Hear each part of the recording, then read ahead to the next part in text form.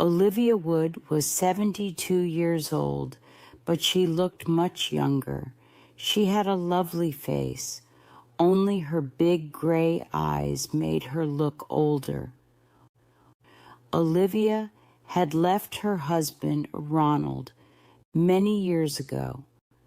Olivia and Ronald had 2 sons, Jack and Steve.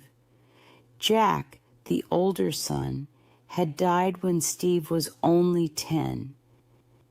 Now Steve was 34. He lived with his mother and worked as a lawyer in London. Steve Wood did not earn much money, but this was not a problem. His mother was a rich woman. Olivia's niece, Laura, also lived in the house. Her father, Ronald Wood's brother, had died 5 years ago. Laura had no money or home of her own. She needed a place to live, so she was dependent on her Aunt Olivia. Laura was a tall young woman with dark hair and eyes. She was very shy. She was in love with her cousin Steve, but she had never told him this. Steve was also very shy. He had no confidence in himself. Olivia, Steve, and Laura lived together quietly in a lovely house about 25 miles from London. The house had a lovely garden. It was the perfect house and the perfect life for Olivia. Every day, Steve went to work in London. Then, when he came home, the 3 of them, Olivia, Steve, and Laura, ate dinner together. During dinner, there were always candles on the table. Olivia liked candles because the soft candlelight made her look young and beautiful. After dinner, they had tea in the warm drawing room. The room was filled with beautiful furniture. For many years, Olivia had collected furniture and beautiful, unique artwork from different countries. Olivia, Steve, and Laura chatted together pleasantly. Their conversation was always simple and cheerful. Then, at 9:30, Laura carried the trays of teacups out of the room. Steve always stayed and continued talking to his mother. He always listened to everything that she said. At the side of the house, there was a large courtyard. Laura had a flat just across the courtyard, above the old coach house. Laura did not always go to her flat after dinner. In summer, she sometimes sat outside in the large garden. She listened to Olivia's laughter coming from the drawing room. In winter, Laura put on a thick coat and walked through the garden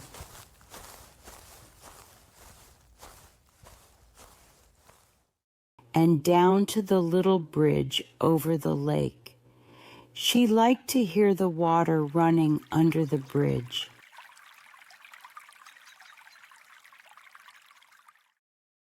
She would look back at the lighted windows of the drawing room where Olivia and Steve were so happy together. Laura loved Steve. I believe that Aunt Olivia wants Steve to marry me when she dies, she thought. But Steve is very shy. Perhaps his mother won't die for many years. By that time, it will be too late. Steve will be just an empty man who never enjoyed his life. Sometimes Laura stayed in the dark garden until about 10 o'clock, when she saw the light go on in Olivia's bedroom. Steve usually stayed in the drawing room for another hour, then he would go to bed too. Laura, standing in the garden, wanted to go to him. She wanted to say, "Oh, Steve, this is all wrong." But she could not do this because Aunt Olivia would hear, so she went to her own room. In the mornings, Steve went to London at about 10 o'clock. Olivia rested in bed. She came downstairs at lunchtime. Sometimes she did not leave her bedroom until tea time, but she always looked fresh and young. Olivia always liked to rest in the afternoons. When the sun shone, she liked to lie outside and bathe in the warm sun. The courtyard was surrounded by trees. The sun shone right down into this courtyard, so it was a perfect place for sunbathing. Here, Laura put a chair for Olivia to lie on, a large umbrella, and blankets. If the sun became too hot, Olivia could lie in the shade of the umbrella. One afternoon, Laura decided to sunbathe too. She found a ladder and climbed up onto the flat roof of the house. Then she lay down on a blanket in one corner of the roof. It was lovely, lying in the warm sun. The warmth of the sun on her legs and arms made Laura feel comfortable and relaxed.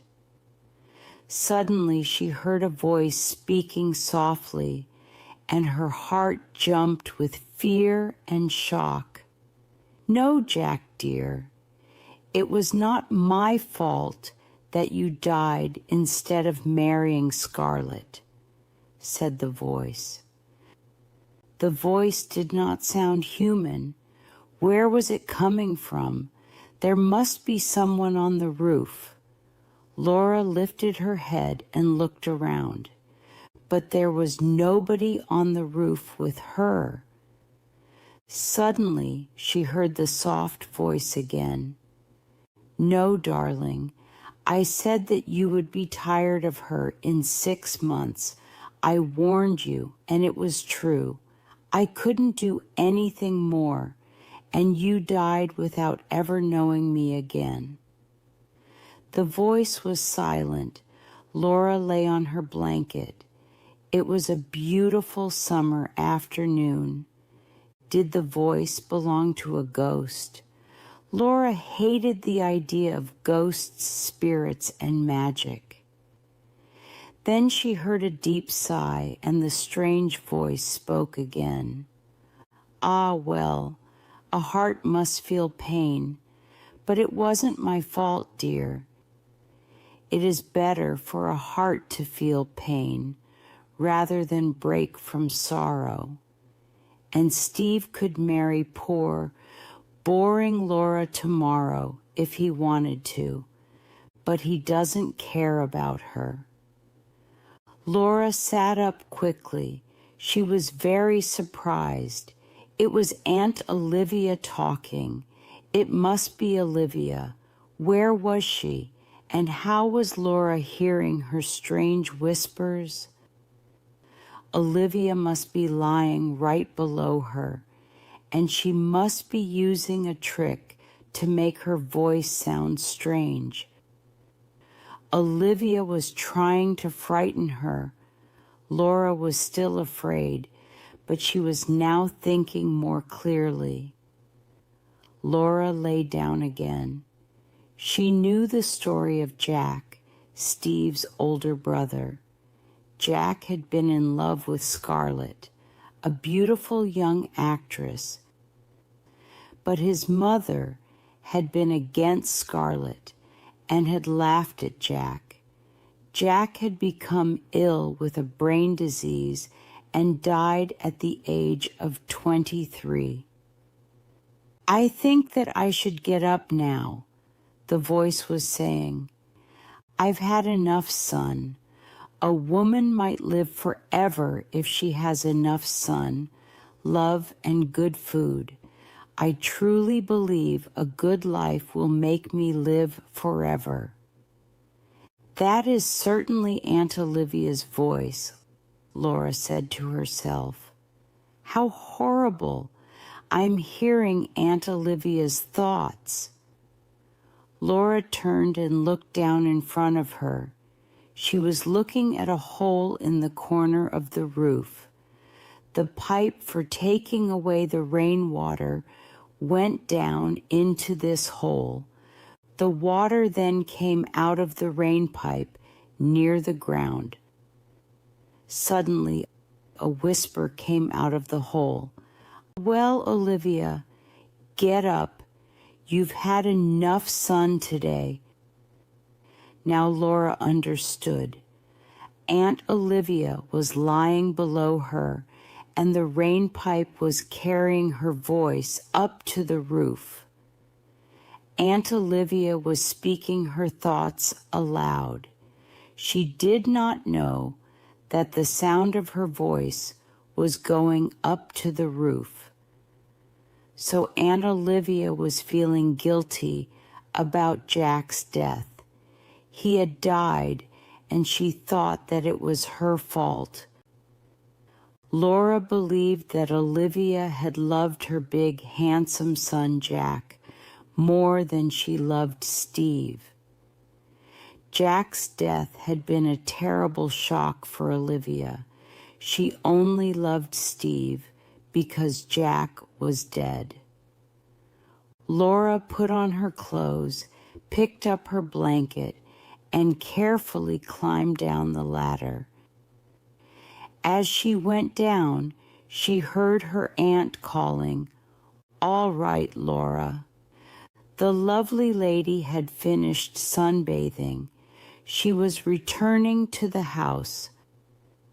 Laura went into the courtyard. She picked up Olivia's blankets and the chair and put them in the house. Then she looked for the opening of the rain pipe.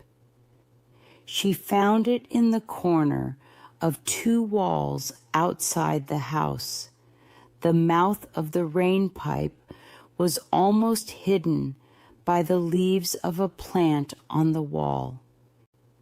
When Olivia sat in her chair and turned her face to the wall, her mouth would be near to the rain pipe. Laura had heard her aunt's voice. No ghosts or spirits had made the voice. That evening, after they had drunk their tea, Olivia stood up and said, "The sun has made me so sleepy today. I shall go to bed now. You two sit and talk." When Olivia had gone to bed, Laura turned toward Steve and asked him, "Do you remember your brother Jack?" Steve looked at her in surprise and said, "Yes, very well." "What was he like?" asked Laura. "Tall and handsome, with soft black hair like mother. Women liked him.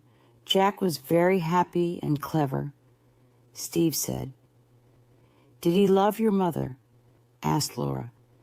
"Very much. She loved him too, more than she loves me," Steve said. "Steve, do you like me?" Laura said. Laura saw Steve's face become pale. "Yes, I like you very much," Steve said.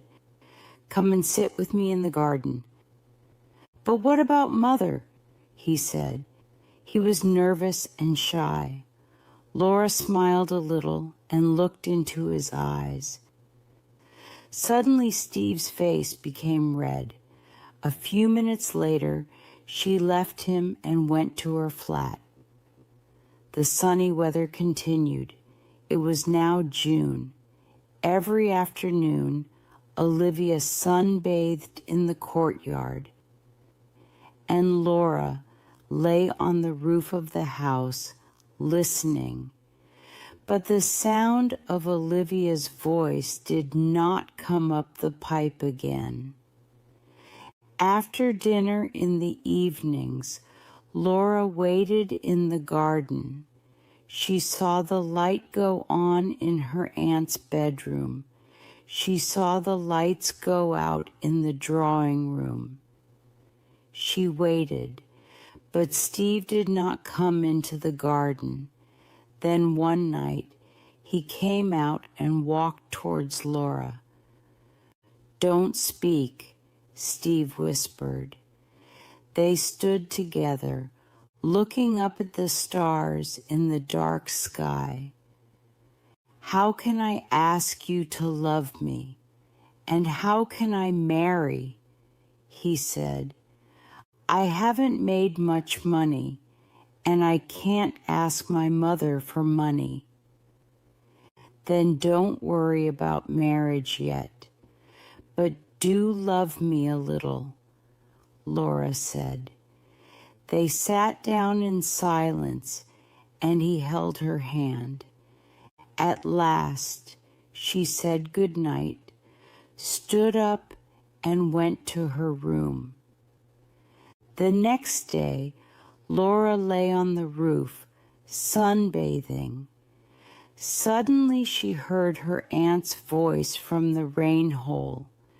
First, Olivia spoke in French, then she spoke in English. "No, Steve, dear," said Olivia's voice. "You will never be the same kind of man as your father, but you look like him.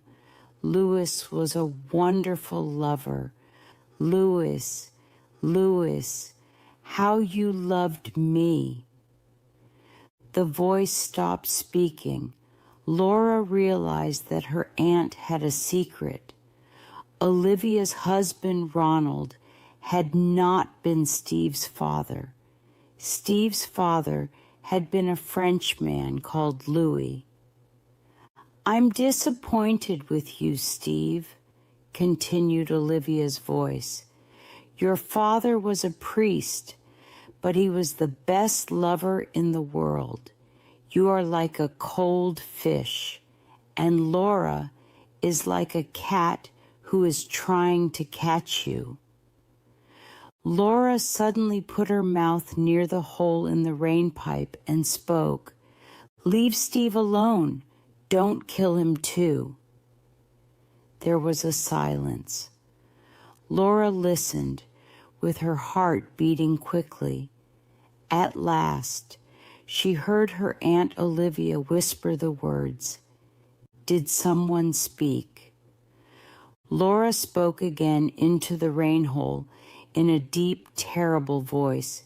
"You killed me. Don't kill Steve too." "Who's speaking?" said Olivia. "Jack," said Laura in the same deep voice. There was silence again. "I didn't kill you, Jack. No, no. Jack, it wasn't my fault. I loved you, my dearest boy. I only wanted to help you." "You killed me. Now let Steve live. Let him go. Let him marry," Laura said in deep voice. "Jack, are you a ghost? Have you come to punish me for your death?" said Olivia. "Yes, I have come to punish you," said Laura in a terrible, frightening voice. She was very angry with Olivia. She felt that her anger was going down the rain pipe to her aunt. At the same time, she almost laughed. This was a very funny conversation. Laura lay and listened. No sound came from the rain pipe. The afternoon had become cooler. Black and gray clouds had covered the sun. there was a roar of thunder.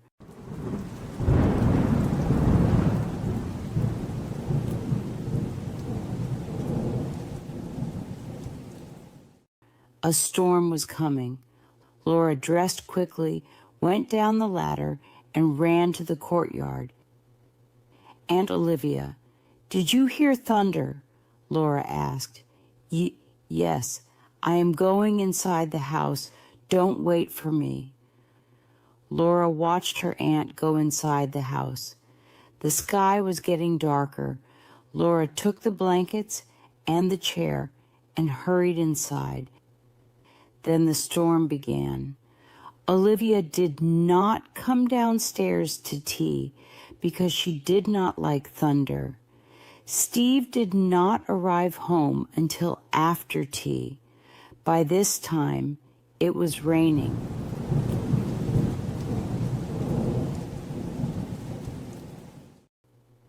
Laura went to her flat and got ready for dinner. She put on a pretty pink dress and went into the drawing room. Steve was waiting. He was standing by the drawing room window and listening to the rain falling. He now had a different look on his face as he watched her. The drawing room was lit by the soft light of a table lamp. Laura walked towards the study table near the door.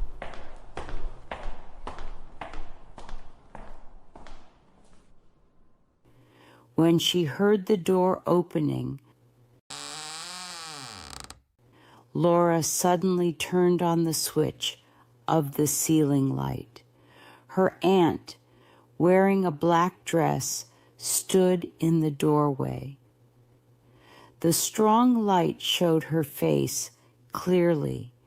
Olivia was wearing makeup, but her face looked old and full of hate.